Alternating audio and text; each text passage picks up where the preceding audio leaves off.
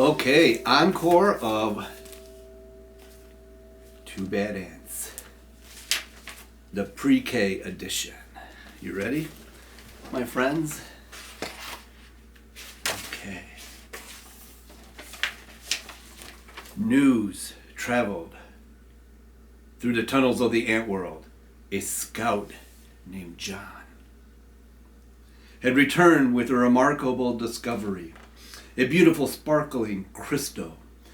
When John presented the crystal to the ant queen named Sadie, she took a small bite.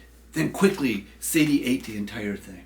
She deemed it the most delicious food she had ever tasted. Nothing could make Sadie happier than to have more and more. And all the other pre-K ants understood. They were eager to grab and gather more crystals because Sadie was the mother of them all. Her happiness made the whole ant nest a happy place. It was late in the day when they departed. Well, I should have showed you the pictures, right? Forgot about that.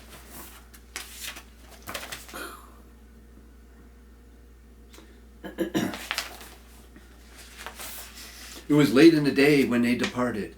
Long shadows stretched over the entrance of the pre-K ant kingdom. One by one, each of the pre-Ks went out.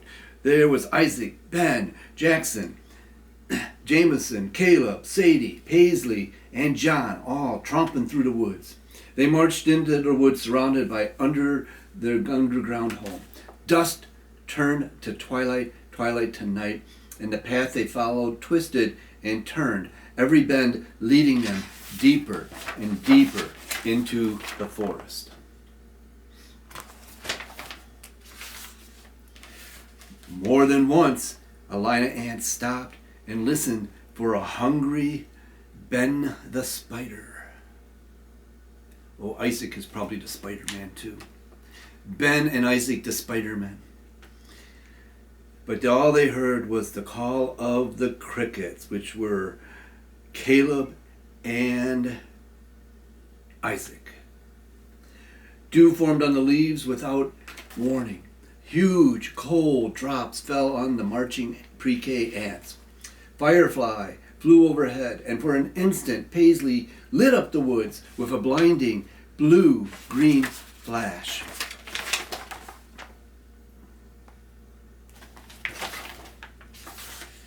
At the edge of the forest stood a mountain. They called it Mount Isaac. The ants looked up and they could not see the peak of Mount Isaac. It seemed to reach all the way to the heavens, but they did not stop. Up they climbed, higher and higher. The wind whistled through the cracks of Mount Isaac. The ants could feel the force behind their delicate antennae. Their legs grew weak as they struggled upwards. At last, they reached a ledge and they went through the narrow tunnel.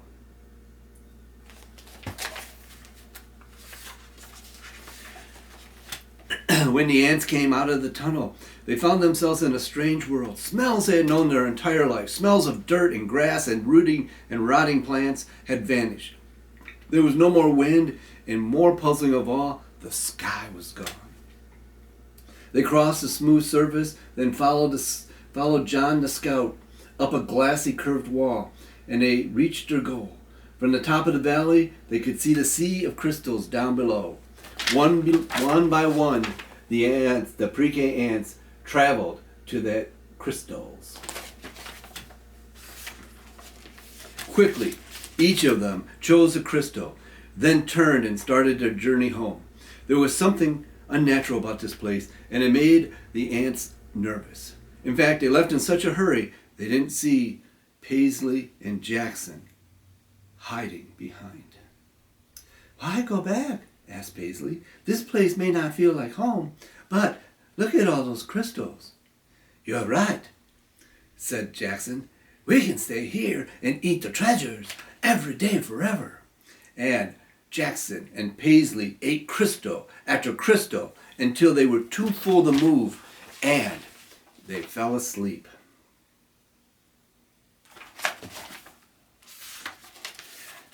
When daylight came, Paisley and Jackson were sleeping, unaware of the changes that were going to happen in their new home. A giant scoop hovered over them, then plunged deep into the crystals. It shoveled up both Jackson and Paisley and the crystals and carried them high into the air, high into the air. And then Jackson and Paisley were scooped up and dropped, and they were dropped from a frightening height, and they tumbled through space in a shower of crystals, and they fell into, let me go back that page, I'm in a hurry. And they fell into a big brown lake known as Jameson Lake, the hot boiling Jameson Lake. The giant scoop stirred violently back and forth inside Jameson Lake. Crushing waves fell over the ants, and they paddled to keep their heads above the water. But the scoops kept spinning the brown, hot Jameson Lake. And around they went, creating a whirlpool that sucked the ants deeper and deeper. And they held their breath, and they held their breath, and they held their breath, and they held their breath. Then they started spitting out terrible water. Said Paisley. Said Jackson. Then the lake tilted right into the mouth of Ben. A cave known as Ben. The ants could hear the rushing water, and they felt themselves being pulled towards a pitch black hole. Suddenly the cave disappeared, and the lake became calm, and Ben swallowed up the coffee.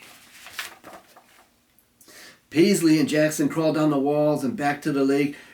These frightened insects looked for a place to hide, and they worried that the giant scoop might come back again. Close by, they found a huge round disc, and they neatly hid inside the holes that were there. But as soon as they climbed inside, their hiding place was lifted and tilted and dropped inside the Isaac machine, where the ants climbed out of their holes, and they were surrounded by the red glow of the Isaac machine. It was getting hotter and hotter as Isaac cooked and cooked and cooked, and there was a red glow, and it seemed like everything was changing and the temperature going up and up until, click, Isaac shot him up into the air. But suddenly the disc was standing and rocketed up, and Paisley and Jackson were flying through the air. And they landed on what seemed to be a fountain, a water fountain pouring from a silver tube. It was called, let's call it the Jameson Falls. Both ants had powerful thirst, and they longed to dip their feverish head into Jameson Falls. But as quickly as they climbed along the tube, Jameson Falls was rushing, and Jackson and Paisley stuck their tiny little heads out into Jameson Falls, and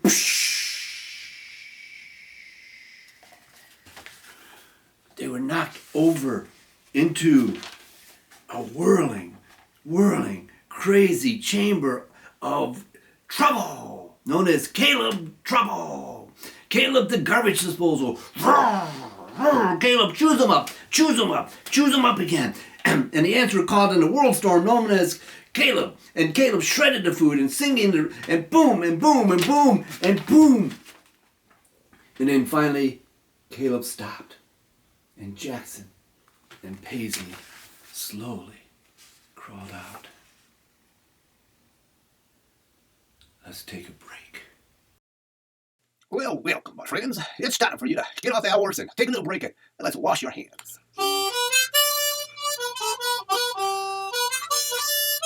Yeah, boy, it's time to wash your hands. Take about 20 seconds to do that, and you'll be clean and good for a while. Thank you. Now let's take a little mosey on back to where our story left off. Yahoo, boys. Welcome back. Then daylight came. And once again, they raced through the puddles and up a smooth metal wall. And in the distance, they saw something comforting. 2 slender holes that reminded them of the warm safety of their old underground home. And they climbed into the dark openings, but there was no safety inside. The strange force passed through Paisley and Jackson. and they were stunned, senseless, and shot across the room with electricity, like a bullet from a gun. And they crawled into a dark corner. Paisley and Jackson put their head down and fell asleep. Night returned when the battered two ants awoke to hear a familiar sound. The two ants slipped quietly to the end of the line that John was leading as the scouts went to the crystals. But this time, Paisley and Jackson took a single crystal and followed all of their friends home. Isaac, Ben, Jameson, Caleb, Sadie, John, Paisley, and Jackson. And standing at the edge of their anthole, all of the pre-K ants knew that they were home. This was their family. This was where they were meant to be. How about that? Two bad ants, guys. I hope you like the encore edition.